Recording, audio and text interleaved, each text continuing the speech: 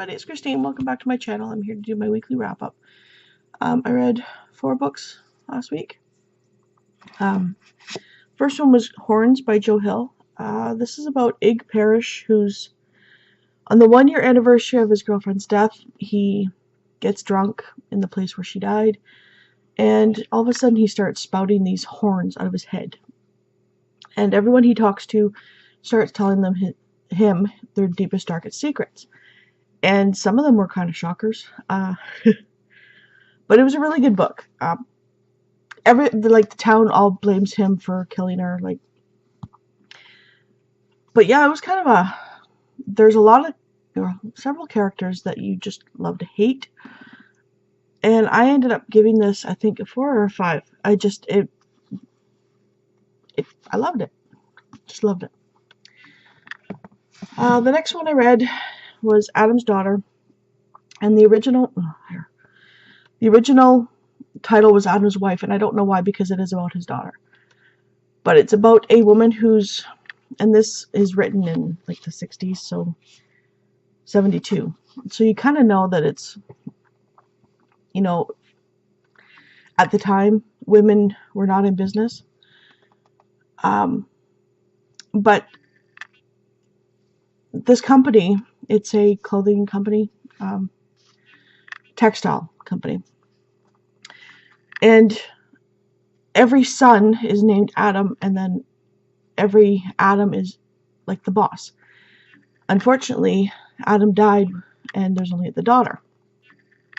So the company has a takeover by this other company, and the person who's running that company lives or is from Australia, and this takes place in Scotland.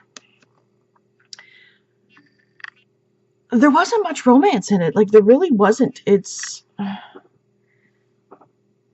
the guy comes over to take over, and it's almost as if he's falling for her stepmom, who's pregnant with the late father's child. But there's no interaction between these two until almost the end of the book. And I mean, they talk to each other about the textile industry, but there's no romance. So I don't know why it's called a romance book. I really don't. Because there's not even an inkling of them liking each other until all of a sudden the end. So I gave it a 2. This one, I gave it a 3, but it's very problematic. And that was Jacqueline Baird's Shattering Trust. And it shows that it's between Nick and not Susan, Abby. And they were married before. They get divorced because he's cheating on her. He treats her like crap. And then he files for divorce because she abandons him. Meanwhile, he's gone off with somebody else. And then several years later, this all happens within the first chapter or 2. It's 4 years later, she's got a son, and she had told him she was pregnant, and he didn't believe her. He said, "It's not mine. You've been cheating on me." But what I found problematic is it does flashbacks, and it shows them on their first, second, and third dates, and he expects to sleep with her on the first date, which nowadays it happens.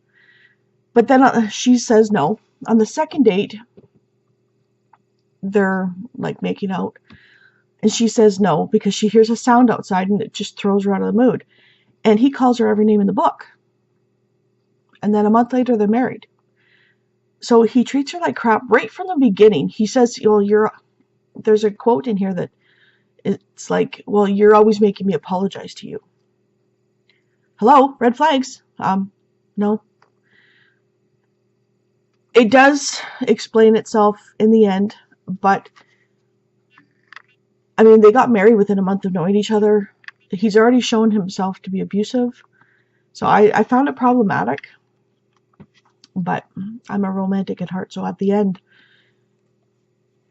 I almost DNF'd it because of that.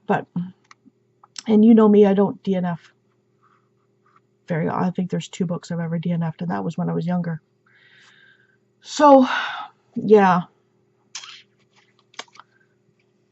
Very problematic. And then I read James Dashner's The Kill Order, and this is 0.5. But I would suggest reading this after you've read the trilogy, because the very first chapter, the prologue, gives away some stuff that happens in the other 3 books. So don't read this until you've read the trilogy. But this kind of goes over how the flare virus starts and how the sun flare starts. So it's going through the 2 characters are going through these, like, after it starts a year after the sun flares, but it flashes back to how the sun flares started. So it was so nice to see the backstory behind the Maze Runner. So I gave that a 4. So this week I am reading. Oops. Oh, don't. Let's see if I can't get the cover. There we go. Teresa Medeiros' Charming the Prince. You can barely see it. It's a yellow one. And it's book 1 of the fairy tale series. It is like a Cinderella retelling, only instead of 2 stepsisters, there's 6 stepsisters and brothers. So I just did the prologue, and that's the only thing that happened in the prologue so far is the stepmother coming to live with them. And you meet all these brothers and sisters. And that's for the Triple RC challenge. I'm going to be reading some Sophie Kinsella, Confessions of a Shopaholic. I have never read this series. I've only read 1 book by Sophie, and I thought it was funny. So this will be for the Triple RC as well.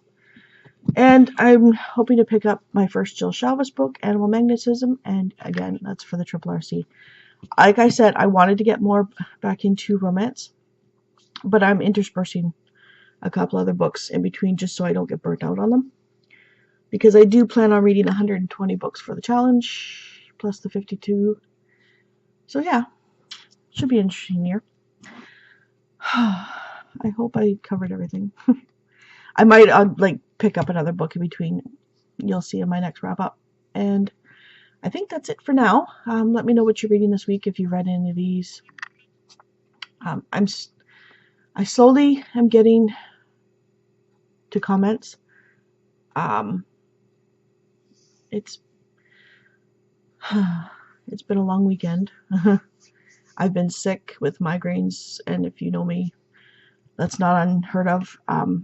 I've had them since I was 16. And then my son has been acting up this morning because it's back to school and he's autistic and it's back to a different schedule again. So it's one of those days so far. So that's it for my week wrap up. I'm rambling. So I'll see you next time.